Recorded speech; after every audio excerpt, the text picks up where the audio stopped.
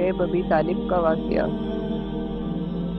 اعلان نبوت کے 7ویں سال میں کفار مکہ نے جب دیکھا کہ روز بروز مسلمانوں کی تعداد بڑھتی جا رہی ہے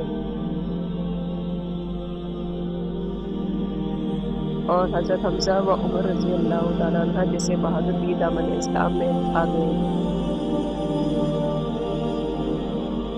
تو غیظ و غضب میں یہ لوگ آپے سے باہر ہو گئے اور تمام سرداران قریش اور مکہ کے دوسرے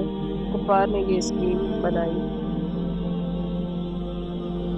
کہ حضور صلی اللہ علیہ وسلم اور آپ کے خاندان کا مکمل بائیکاٹ کر دیا جائے اور ان لوگوں کو کسی تنگ و تاریک جگہ میں محصور کر کے ان کا دانہ پانی بند کر دیا جائے تاکہ یہ لوگ مکمل طور پر تباہ و برباد ہو جائیں۔ چنانچہ اس خوفناک تجویز کے مطابق تمام قبائل قریش نے آپس میں یہ معاہدہ کیا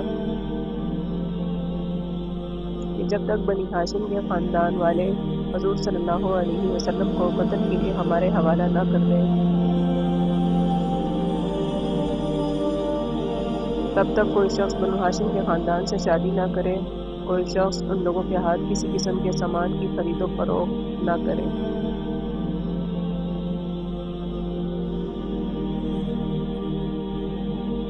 کوئی شخص ان لوگوں سے میل جول، سلام و کلام اور ملاقات و بات نہ کرے، کوئی شخص ان لوگوں کے پاس کھانے پینے کا کوئی سامان نہ جانے دے۔ منصور بن اکرمہ نے اس معاہدے کو لکھا اور تمام سرداران قریش نے اس پر دستخط کر کے اس دستاویز کو کعبہ کے اندر آویزہ کر دیا۔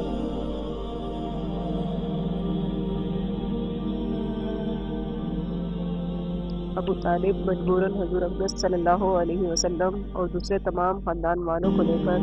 پہاڑ کی اس گھاٹی میں جس کا نام شعیب ابی طالب تھا پناہ گزین ہوئے۔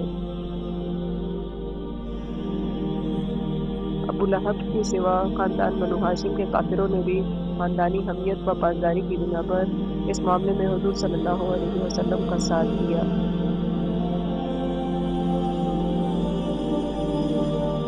اور سب کے سب پہاڑ کے اس تنگ و تاریک درے میں محصور ہو کر قیدیوں کی زندگی بسر کرنے لگے، اور یہ 3 برس کا زمانہ اتنا سخت اور کٹھن گزرا کہ بنو ہاشم درختوں کے پتے اور سوکھے چمڑے پکا پکا کر کھاتے تھے اور ان کے بچے بھوک و پیاس کی شدت سے تڑپ تڑپ کر دن رات رویا کرتے تھے۔ سنگ دل اور ظالم کافروں نے ہر طرف پہرا بٹھا دیا تھا کہ کہیں سے بھی گھاٹی کے اندر دانہ پانی نہ جانے پائے۔ جاری ہے۔